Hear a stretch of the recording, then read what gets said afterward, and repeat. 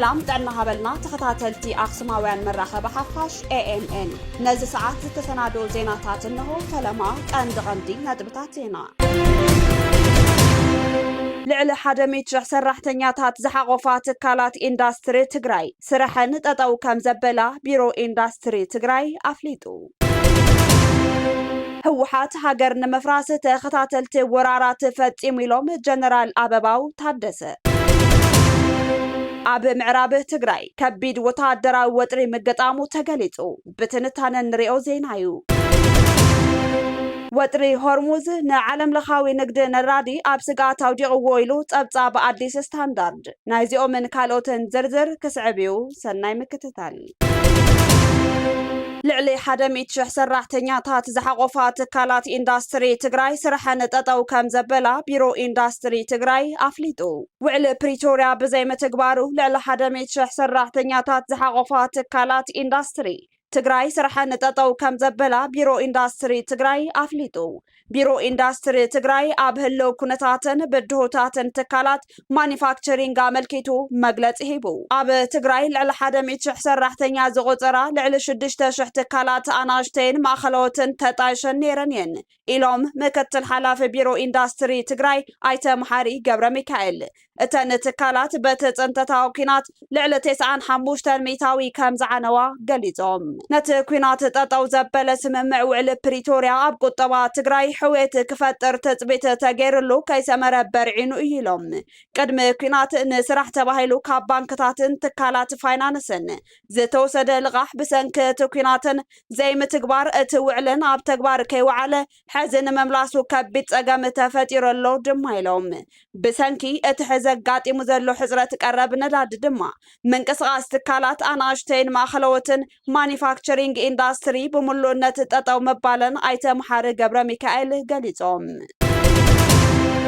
هوحات هاجر نمفراسة خطاتلتي ورارات فتيميلوم جنرال أباباو تحدث سراويت مكلخال هاجر إثيوبيا نخلهم بدهوتات دلو مخانو كقال لطفوتو زبالو جنرال أباباو تحدث أب إز سمين معراب ترخيبهم كم زبلوو اتي إزي تاريخاوي طلاتنا يخون كابانداتات كقاتم زخل مدقعتي كلا خلاب زخل درجة دلون نتهلنا كبلو تسمعهم اتوم جنرال قتلهم حوحات هاجر نمفراسة خطاتال وررا بممكاتن هاجر أب متنعب يقدا زنبرو تنكر إزيو كبلوون تزاريبهم بتوساخي إز سمين معراب أب كل لمحرا قوانتن هوكتن بمفتار زنك أساغ زنبره ناي وشت عدبان دايلوم نزيز أوعو حيلوون كبير سقوم تعريف اللو كبلو قليتهم بتزامادي منستر قدات وطاي توبيا بوغنو حوحات مس سودان شرخو أبلع إثيوبيا متقعتن مفتصام تداليو قبل أنت قلت حوحات بوغانو نتب فيدرال منغست زغربلو كسي ملو بملو نتيقو حوحاتن إثيوبيا نمدخام مس سودان تحبابيروم يسرحو كم زلو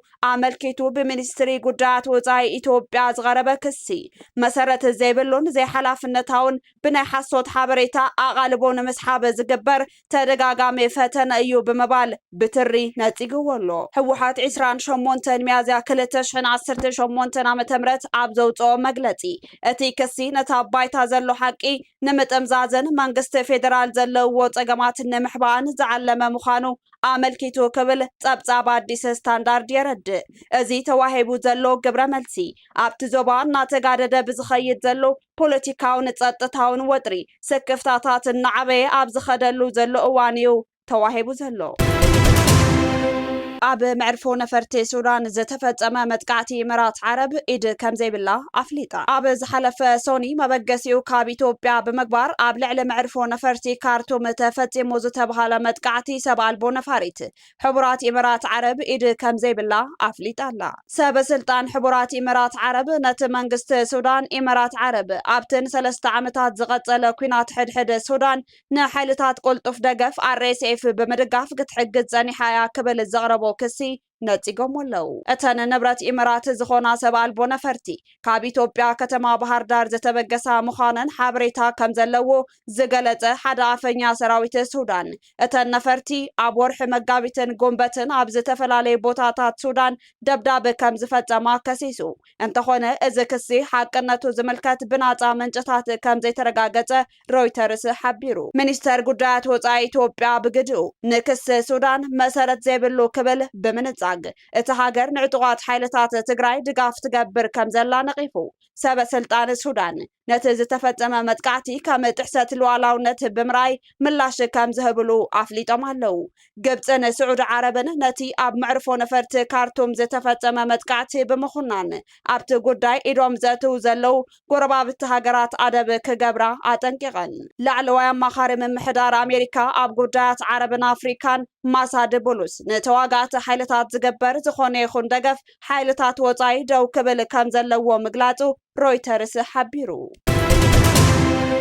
ወጥሪ ሆርሙዝ ንዓለም ለኻዊ ንግዲ ነዳዲ ኣብ ስጋት ኣውዲቑ ኢሉ ጸብጻብ ኣዲስ ስታንዳርድ። ኣብ ዙርያ መስመር ሆርሙዝ ዘሎ ወጥሪ ንጽዕነት ነዳዲ ኣብ ከቢድ ኩነታት እትይወሎ ዝበለ እቲ ጸብጻብ ዋላ እውን ኣብ መንጎ ኣሜሪካን ኢራንን ክህሉ ዝኽእል ዲፕሎማስያዊ ምዕባለታት ኣብ ዝረኣየሉ ዘሎ እዋን ዓለማዊ ዕዳጋታት ነዳዲ ዘይርጉዕ ኩነታት ሒዙ ቀፂሉ ክብል ገሊጹ። ብመሰረት ጸብጻብ ሮይተርስ ኣብ መላእ ኤስያ ሰደድ ዝተጻረየ ነዳዲ ብሰንኪ ንነዊሕ እዋን ዝጸንሐ ምትእግጓል እስትራቴጂካዊ መስመር ማይ ሆርሙዝ ሰደድ ነዳዲ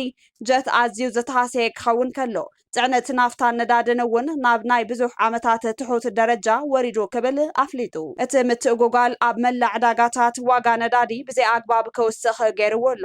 ዋጋ ነዳዲ ጀት ብኣስታት 70 ሚታዊ ክውስኽ እንከሎ ምስ ናፍታ ዝተኣሳሰር ነዳዲ ድማ ልዕሊ 50 ሚታዊ ወሲኹ ቀረብ ነዳዲ እናተጠናኸረን ንነዊሕ እዋን ዝጸንሕ ገደብ መራኸብ ኣብ ዘሎ ስጋትን እዩ ዝበለ ጸብጻብ ሮይተርስ ኣብ መንጎ ዋሽንግተንን ቴሄራንን እቲ መስመር ንግዲ ሆርሙዝ ዳግማይ ንምኽፋት ዲፕሎማስያዊ መንገድን ክዕዝዛ ሃገራት ዓለም እናተማሕፀና ምዃነን ተገሊጹ።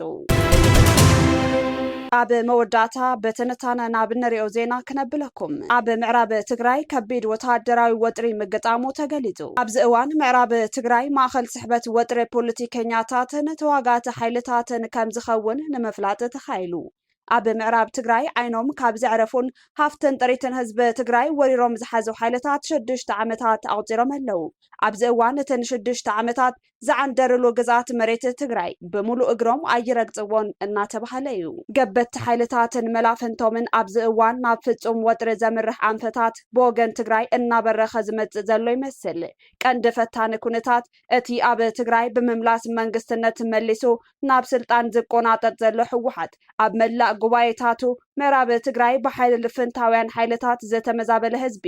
ናይ ምምላስ መጽባዓ ስለ ዝኣተወ ኣብ ምዕራብ ትግራይ ከበድቲ ጽዕንቶታት ምዕራፉ ኣይተርፍን ዝብሉ ነጠፍቲ ማሕበራዊ ሚድያ ብዙሓት እዮም። እቲ እዋን ምስ ምቅርራብ ክራማት ተዛሚዱ ህወሓት ኣብ መላእ ምዕቆብ ተመዛበልቲ ዘሎ ዝጠመየ ህዝቢ ኣብ ጎኒ ህወሓት ኮይኑ ተዋጊኡ መረበቱ ከውሕስ ከም ዘለዎ ብመልክዕ ስብሰባ ተነጊርዎ ስለ ዘሎ ህወሓት ዝጠልቦ ናይ ኩናት ኣንፈት እዚ ህዝቢ ብምኽንያት ከም ዝጥቀመሉ ብትረጋጊጹ ኣሎ። ምዕራብ ትግራይ መንግስቲ ኢትዮጵያ እውን ብዋዛ ዝሪኦ ከባቢ ኣይኮነን። ነዚ እውን ውዕሊ ፕሪቶርያ ከይፍጸም እቲ ከባቢ ከም መትሐዚ ተጠቒሙ ትግራይ ናይ ባዕላ መውፅእ በሪ ከይትጥቀመሉ እናሰርሐሉ ዝመፀን ዘሎን ከባቢ ምዃኑ ግልጽ እዩ። ብምዃኑ ምዕራብ ትግራይ ኣብዚ ወቕቲ ኣዝዩ ተኣፋፍን ናይ ሓደጋ ነጥቢ ፍላሽ ፖይንት ኮይኑ ይቕጽል ከም ዘሎ ዘርእዩ ሓቅታት እውን ክምዕብሉ ጀሚሮም ኣለው። ተስፋሕፋሕቲ ሓይልታት ኣብቲ ከባቢ ሰፊሕ ናይ ምልሻ ስልጠናን ተጋሩ ከም ብሓድሽ ናይ ምግፋዕ ተግባሮምን